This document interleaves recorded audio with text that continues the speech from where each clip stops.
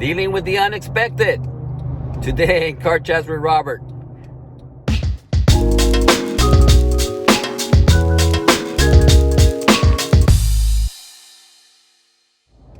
Hi guys, Robert Rivera here with Rivera Trading Group in association with Train Trading Academy. And currently I am stranded by the side of the road on the highway. I was coming home after an all-nighter, working all night down to Ecuador and back. Now I'm on my way home, eager to get home, get some rest, prepare for the trading week. And I felt some sort of pull in the car, sudden jerk in the car, and the engine turns off.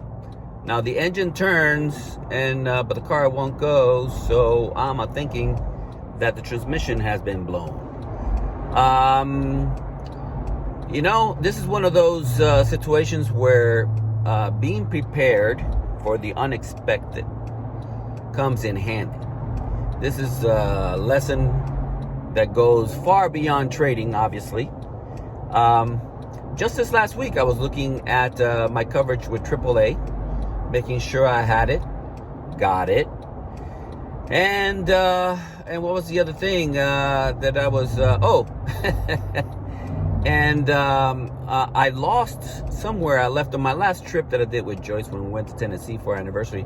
It looks like I left my charger in the airplane. So I got me this handy dandy charger, phone charger. This actually charges tablets and all sorts of things. But guess what? It's a solar one. So I don't have to worry about my car having power in order to have my phone charged, because my charger is being charged by the sun. So that's taken care of. What else? Got some money put away. So if I have to buy a new car, I can do that. But I'm thinking that I could probably fix this one. This is a Honda Pilot.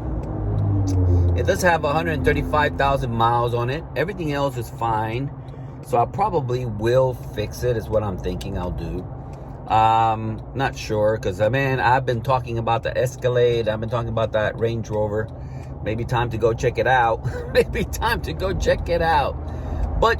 having paid for a car, I don't want to put all that money in a brand new car, neither to buy it cash nor to buy it on payments. I could put a pretty good down payment on it, but don't think I really want to do that when I can ride this car, fix it probably, and have it taken care of.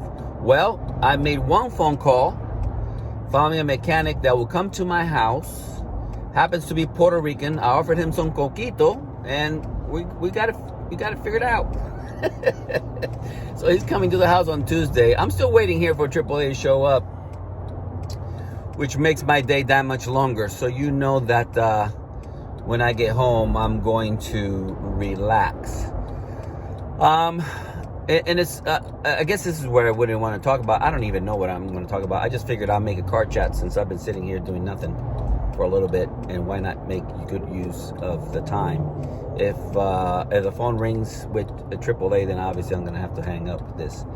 But being prepared for life unexpected things, right? We have heard it before. We are either in a crisis or coming out of a crisis or going towards a crisis. That's what life is, right?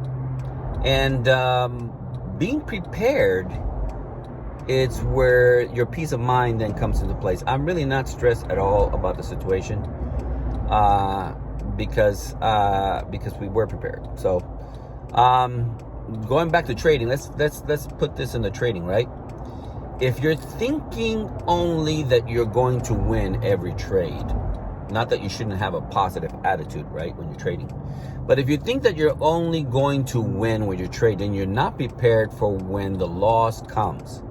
And when the loss comes, then you don't want to close your trade because it could turn into a winner because you were only expecting to have a winner. You know how we at Train Trading Academy, we are not biased whether we take a buy or a sell, okay? That's the same kind of situation, right? we're not upset whether we win or we lose. The whole point is to have a plan and follow your plan. As long as you're following your plan, you are a winner. Because the whole point is about perfecting or mastering. I don't know if you can perfect something, right? When you become a master of something, are you perfect? No, not really. It just means you dominate the subject, right? So as far as becoming a master trader, it's really about mastering the process.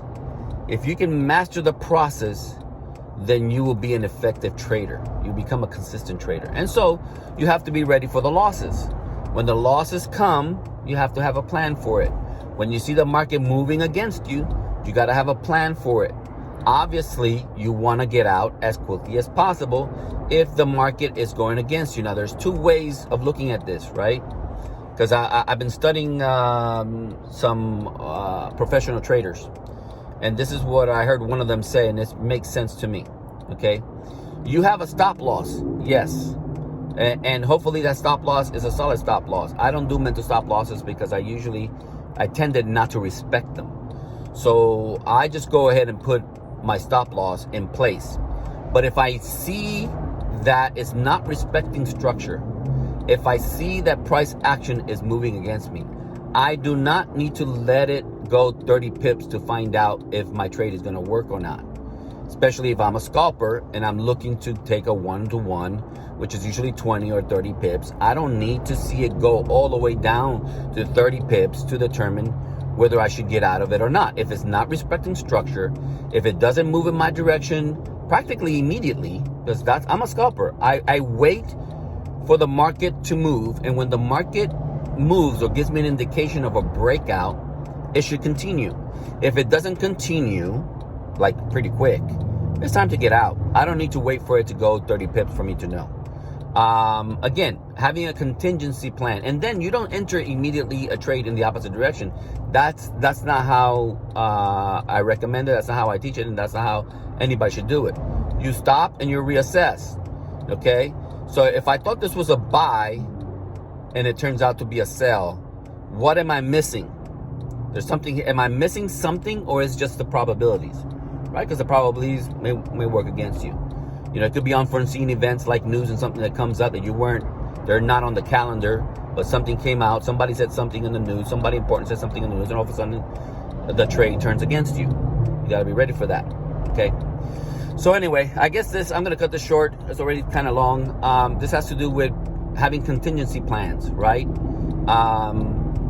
If you have a buy, you know what to do. If you have a sell, you know what to do. If you are in a buy and it turns out to be a sell, you need to figure it out real quickly and have a plan for it. Okay, don't wait until it's happening. I should say it this way. Before you enter into a trade, you have to have a plan for that already. You don't wait until it's happening to then try to figure it out. You already have things in place. And so today, unfortunate as it is that I'm having to sit here by the highway waiting for AAA to come get me, I have contingency plans in place, and so I'm good. You know, no stress. Hanging out, making good use of the time, playing a little chess, talking to you guys, and hopefully leaving something of value. Again, this is Robert Rivera with Rivera Training Group in association with Trading Academy. I hope that you enjoyed what I just shared with you, and I hope it was valuable content. God bless you. Bye-bye.